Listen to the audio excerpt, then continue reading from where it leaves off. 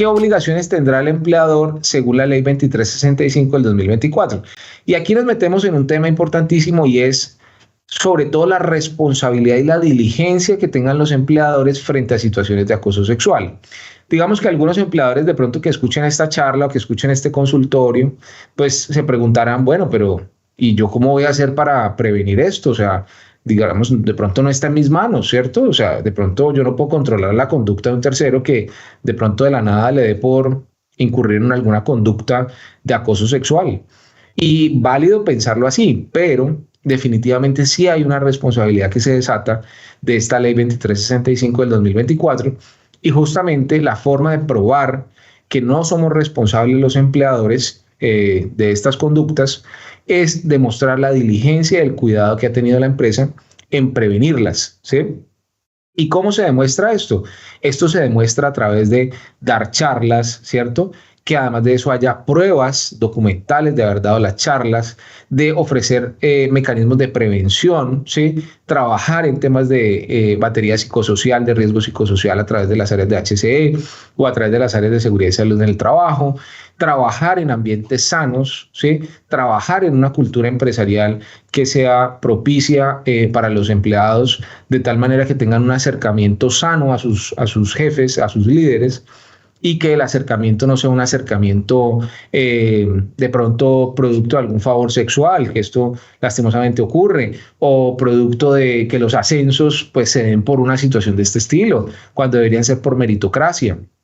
En fin, o sea, digamos que evidentemente no podremos prevenir todas las situaciones que se puedan dar en las conductas o en las relaciones de los seres humanos, pero definitivamente sí podemos generar algunas prevenciones naturales al interior de la organización y eso es vital hacerlo, ¿vale? Entonces, esas son las formas de demostrar diligencia y cuidado por parte de los empleadores, sobre todo teniendo en cuenta que una conducta de acoso sexual puede derivar en enfermedades psiquiátricas por parte de las personas que son víctimas o víctima de este tipo de conductas. ¿Y eso qué genera? Eso al final genera una responsabilidad del empleador y la responsabilidad del empleador pues puede ser incluso materializada en términos de dinero, una indemnización por perjuicios o en una culpa patronal que se encuentra, por cierto, regulada en el Código Sustantivo del Trabajo en el artículo 216 de esa codificación o de esa ley, ¿sí? Entonces, recuerden que es muy importante demostrar diligencia y cuidado, por lo tanto, los invito, los conmino, les sugiero respetuosamente a los empleadores que creen rutas de atención de acoso sexual, prevención, o sea, programas de prevención del acoso sexual, comunicación al interior de la empresa para prevenir esta clase de situaciones. Hablar del tema no quiere decir que vaya a ocurrir, ¿sí? Quiere decir que tiene que dejar de ser un tabú para que se vuelva una situación no normal, pero sí una situación normal de prevenir, ¿sí? Muy bien, veamos las obligaciones de los empleadores, además de las que les acabo de mencionar antes de ver la diapositiva, pero básicamente es crear una política interna de prevención que se vea reflejada en el reglamento interno de trabajo. O sea, recuerden que el reglamento interno de trabajo, el contrato de trabajo que firman los trabajadores es la hoja de ruta o es el norte que deben seguir las partes en lo que se comprometieron, ¿sí? Finalmente lo que se comprometieron es a cumplir las políticas internas de la empresa. Y dentro de esas políticas internas puede estar la política de prevención frente al acoso sexual, ¿sí?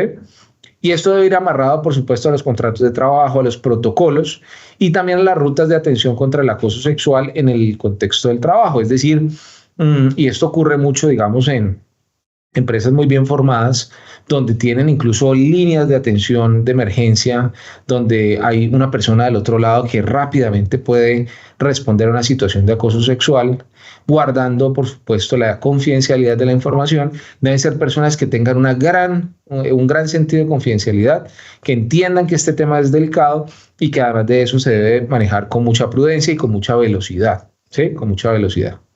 Eh, Debe ser ampliamente difundida esa política, debe ser ampliamente difundida la ruta de atención frente al acoso sexual. Recuerden que la atención es cuando ya ha ocurrido la conducta de acoso, ¿sí? La prevención es cuando estamos haciendo que no ocurra, ¿sí? Estamos creando mecanismos o estamos creando una comunicación que va a permitir que eso no ocurra, ¿vale? Adicionalmente a eso, buscamos que se garanticen los derechos de las víctimas, es decir, aquel o aquella persona que sea víctima de acoso sexual, pues evidentemente se buscará proteger sus derechos, establecer mecanismos para atender esos derechos o para atender dicha situación, prevenirla y brindar garantías de no repetición. Eso es fundamental.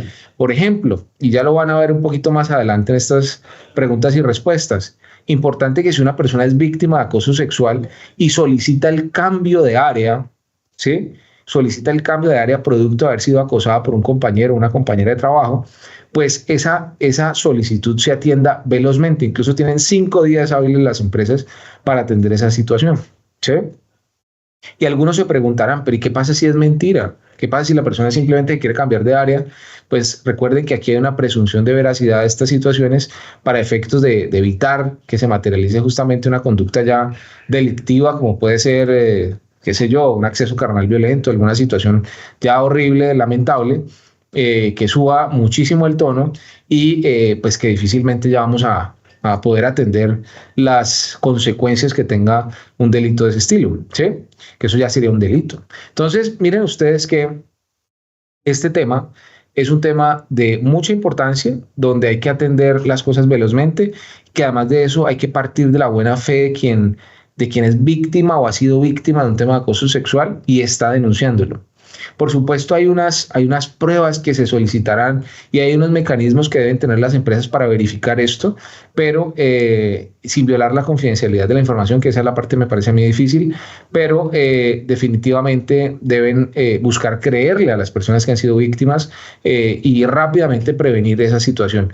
Y por cierto, hay una línea delgada entre prevenir, atender a la víctima o a la supuesta víctima creyéndole lo que está diciendo la persona, pero a su vez debe haber una presunción de inocencia de parte de quien es denunciado como acosador, ¿sí? O sea que hasta tanto no se logre establecer que realmente haya incurrido en una conducta de acoso sexual, salvo que sea algo absolutamente evidente o que sea de bulto, pues se presumirá su inocencia. ¿Sí? Entonces, ahí hay una línea, digamos, una contraposición que hay que tener muy en cuenta y que hay que saber establecer, sobre todo en procesos disciplinarios.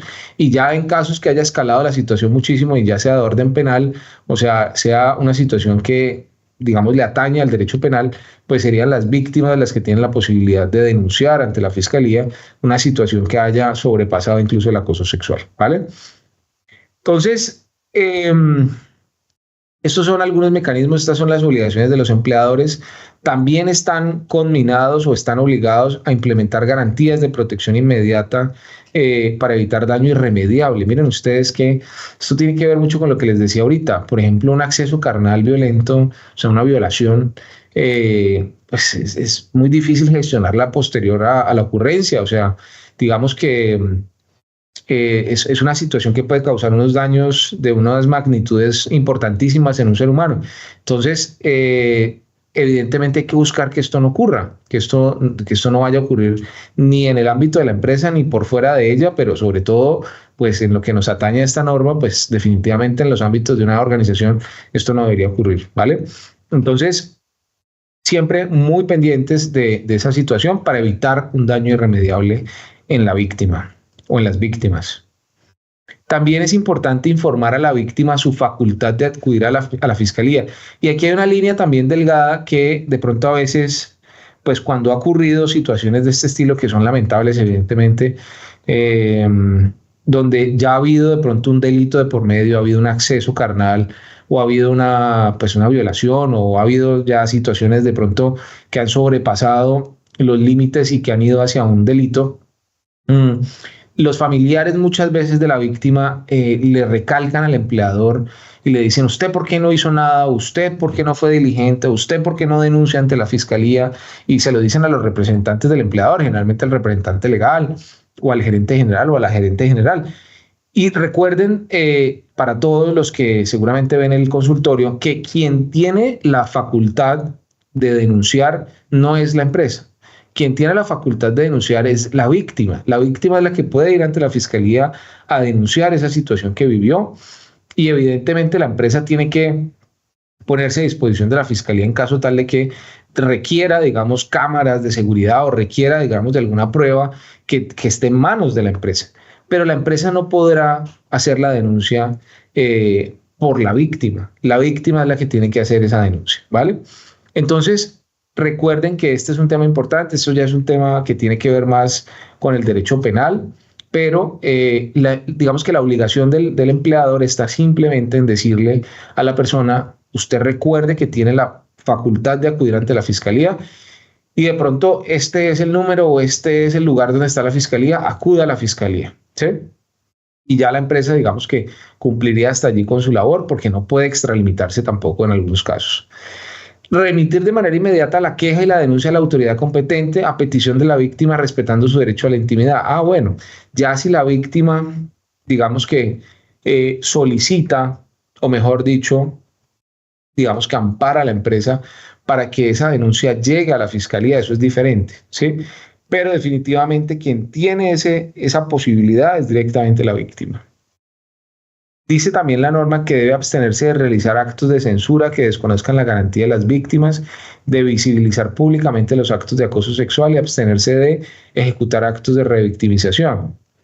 Claro, ¿qué significa esto? Esto lo que significa es que las empresas deben abstenerse de alguna manera, no revictimizar a aquella persona que ha sufrido alguna conducta de acoso, es decir, no develar información que no ha sido permitida por parte de la víctima y sobre todo manejar con pinzas esta situación, porque realmente hay que manejarla con mucho cuidado para efectos de que no se vuelva esto pues un tema voz populi o que simplemente todo el mundo esté hablando de una situación que genera mucha incomodidad para aquella persona que ha sido víctima, ¿sí?